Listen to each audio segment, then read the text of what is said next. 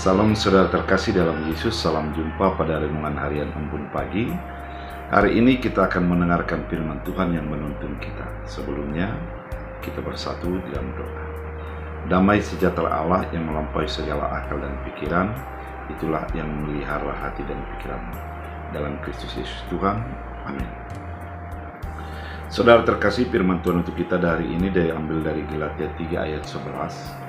Dalam bahasa Batak Angkola dikatakan, "Sahalak pen ada adong na dipatigor di hadapan ni bata, marhitei tena mandalak kotonai di wahain.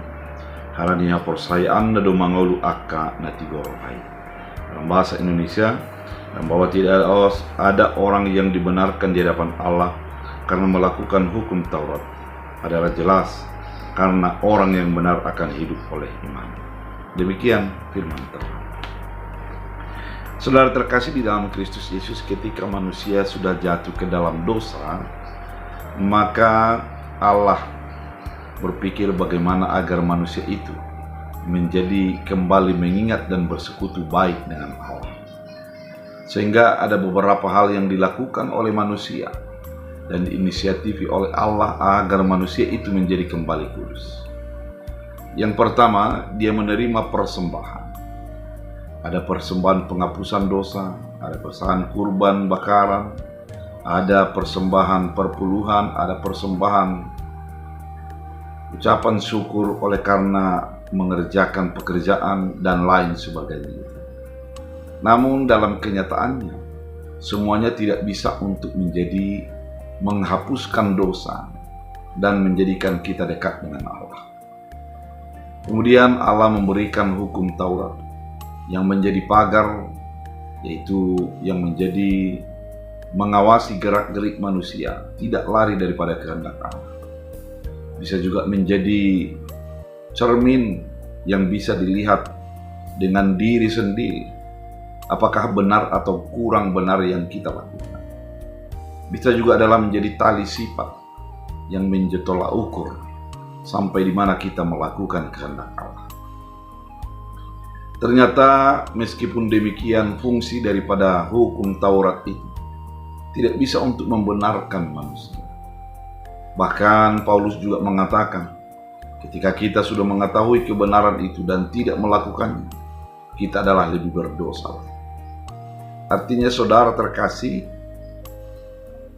persembahan dan Taurat itu tidak bisa mendekatkan dan menghapuskan segala dosa dari kehidupan sebagai manusia. Oleh karena itu, kita tidak bisa dibenarkan oleh melakukan. Namun ada satu kata yang begitu indah bagi kehidupan kita sebagai orang percaya. Firman yang mengatakan, "Akulah jalan kebenaran." Ternyata satu-satunya untuk menuju kepada kebenaran itu adalah Yesus Kristus. Tidak ada yang benar, seorang pun tidak. Namun oleh karena kebenaran yang dibenarkan oleh Kristus Yesus, oleh karena kasih karunia-Nya, kita menjadi dibenarkan di dalam segala keterbatasan dan kekurangan kita. Sulit untuk memahami kebenaran yang diberikan oleh Yesus, karena banyak orang mempertahankan rasionya, mempertahankan egonya, mempertahankan prinsipnya, dan tidak bisa melihat karya-karya yang dilakukan oleh Yesus.